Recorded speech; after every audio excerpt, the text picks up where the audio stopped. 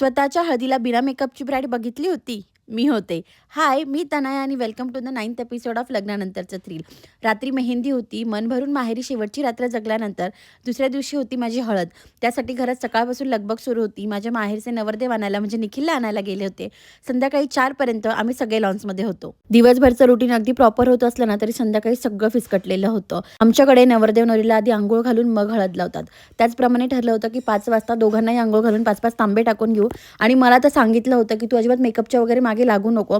तशीच तिथे येऊन बस. 5 वाजता तुला कोण बघणार आहे? मस्त 7 वाजता छान रेडी होऊन बस. मी तर माझं सगळं रुटीन पाळलं. पण आमचे काही व्ही-आय-पी लोकं आहे जे 5ला न येता 8 वाजता तिथे आले आणि त्यामुळे माझा 8 वाजता अंघोळ घालण्याचा कार्यक्रम सुरू झाला. माझ्या अवतीभोवती आमच्या 4 वर्षाच्या मनूपासून माझ्या 50 वर्षाच्या आत्तापर्यंत सगळे नटलेले होते.